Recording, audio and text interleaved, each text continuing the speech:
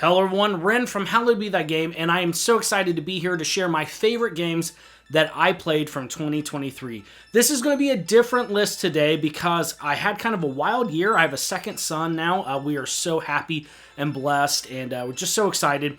However, it was a pretty wild year. I wasn't able to keep up with all the new releases. However, my game of the year is from this year, okay? However, I wanted to share with you some of my favorite games that have been kind of on my bucket list of gaming for decades, and I've finally been able to knock them out. And I would just kind of want to share with you my kind of eclectic collection, it's mostly JRPGs, of games I played this year that I just had a blast with. I was just over the moon about. But if you enjoy these types of videos, please consider liking and subscribing. We'd love to have you a part of the community here.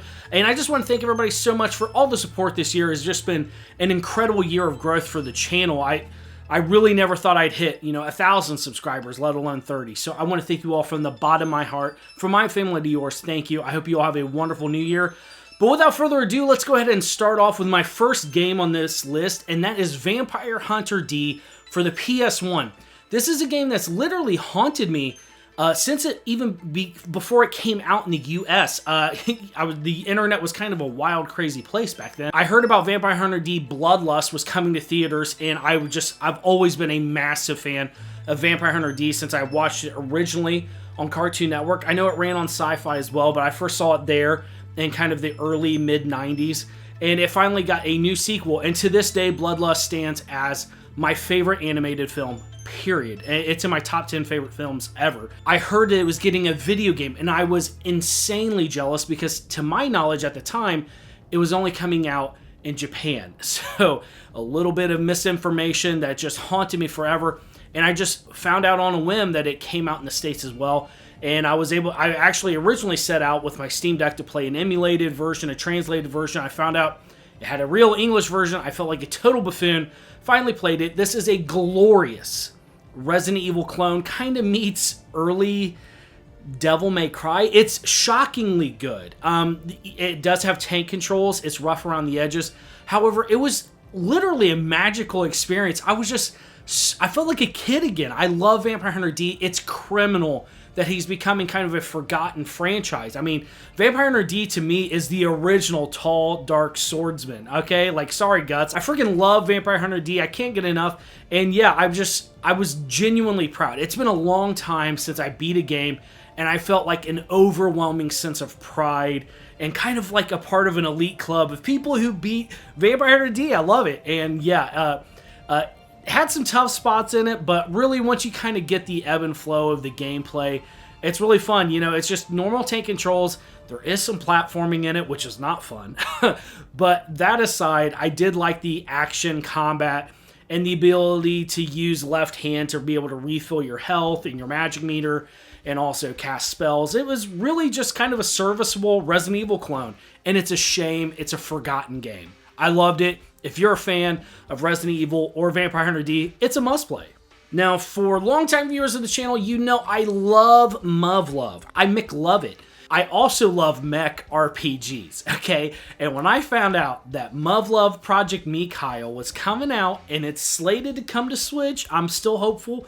It doesn't seem like it's been canceled for Switch, but I played the early access for it early this year. I think it was technically the first game I played this year for Steam, and it's freaking awesome. I loved it. It's a little bit of weird controls, but once you get used to it, it has a lot of flow to it. It's a very technical RPG, at least since I played it. They've ran a ton of updates since I played it almost a year ago, early January.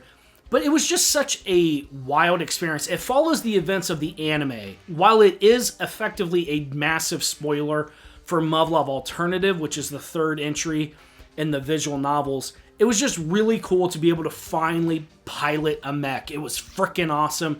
I'm a sucker for it. And while it's a pretty bare bones visually, I thought everything was serviceable. I had a lot of fun with it. And it was, again, one of those games that had some pretty tough difficulty spikes, but I felt pretty proud when I beat it. And heck, that's what it's all about. I had fun with it, and if you're a mech RPG fan and you got access to a computer and Steam, it doesn't require a ton of horsepower. I'm hopeful it can get deck verified in the future, We'll see. I'll try to report back if I hear anything on that. But yep, I had a lot of fun with it. Now, a bucket list JRPG that had been haunting me for decades was Legend of Dragoon. This is a game that if I had unrestricted what my favorite game of the year was, this is a top 3 contender. Okay, Legend of Dragoon is something special. It needs to be remastered. It needs to be remade and brought back. Please, Bluepoint, get on it. But this is the real deal. It's such unique, mature storytelling. It's such unique, engaging combat. I loved it. I love the action system. I love the characters, the world, the story. There's so much untapped potential for these legions of new JRPG fans that are out there right now. They're missing out. They really are. And while I love the PS1 and I can't get enough with it, I cannot imagine what this game, given like an FF7 remake like budget, could do. Just keep that battle system the same, but bring up those visuals, and this would blow people away. I think Persona 3 Reload levels of hype, just people would not be ready for it. Anyways, Legend of Dragoon, it deserves its own discussion, its own video. Easily one of my absolute favorite top of the list games from this year, and I'm genuinely sad I waited this long. And the menu music is oddly bumping. I don't know who thought it was safe to give such slamming menu music, but it's kind of tough to leave it sometimes. Anyways, I love Legend of Dragoon. I'm depressed I waited so long. Now, another game that came out this year that I just had a really freaking good time with was Grim Guardians, or Gal Guardians, depending on which jogs your memory, for the Nintendo Switch. It did release on multiple platforms, but I played it on the Switch. Had so much fun with this game. It's such tongue-in-cheek humor. It's juvenile, immature humor. It is kind of effectively like Castlevania. I called it a Metroidvania, and people got really mad about that. But anyways, it's a Metroidvania. Anyways, it pretty much is like Castlevania 3 for the NES. You know, you're going to have stages, but just the exploration, finding hidden items, the boss fights. You play as one of 2 different sisters. You can switch out instantly in combat. Visually, it's popping, okay? It's got beautiful pixel art. It's a comfort food game to me, okay? It was a lot of fun. And for anybody who's itching for a Castlevania, old school Castlevania type game, you gotta try Grim Guardians. It's so good. And yes, it is a part of the Galgun universe, okay? There's lore, okay? And if you're a true fan, you gotta play it. But anyways, it's a good time and totally worth checking out. Now, Nintendo crushed it this year. I'm not even going to list just all the banging releases that Nintendo had this year, but also this year, I had the absolute pleasure of playing Persona 5 Tactica. Wild and unique game. I'm always surprised about how the Persona team is able to just create these new, unique battle systems for their spinoffs. It's incredible. I know a lot of people might be getting Persona 5 fatigue. I'm not there yet, at least. I think Persona 5 Tactica is full of charm. It has wildly unique combat. I just cannot get over. I really love the action melee system that you have there to be able to displace people, how cover is so important. And I'm really having a lot of fun with the maps. Really, I just find myself keep coming back to this game. While I probably wouldn't put it over Fire Emblem Engage as my favorite SRPG style game of the year, it's such an excellent game for any fan of that genre. It's totally worth checking out. I really can't wait to see where Atlas goes from here, because they're really crushing it. I mean, you know, this kind of generation we have with Persona 5 Strikers, I love that unique combat turn they gave the action RPG genre. It's really cool to see what they've done with the tactical turn-based genre, and I'm just excited to see where we go from here. So yes, Persona 5 Tactica, a lovely experience. One of my favorite games to come out this year was Star Ocean: The Second Story R. It's an incredible, jaw-dropping HD 2D remake of a beloved classic, and I'm telling you, it is just unimaginably good. I would say it's one of the best action RPGs to come out this year. It's just incredible. It's gorgeous. The music, the characters, I love everything about it, and it is must-play gaming on any console you get it on. It's just fan-frickin-tastic, and genuinely, I mean, in any other year, I'd probably give it Game of the Year. It was so good, and it's just criminal how much quality came out this year. It's crazy. Games that just blew everybody away, and it released at a discounted price, Nintendo, I don't understand you, is Metroid Prime Remastered. I was so embarrassed to say, as much as I love the Metroidvania style of Metroid games, you know, the 2D side-scrolling, you know, exploring style of games, like Super Metroid Fusion, Zero Mission, I never played the GameCube games, of the Prime games, where it's like a first-person shooter. And I finally played Metroid Prime, and I get it. I'm so sad I waited so long.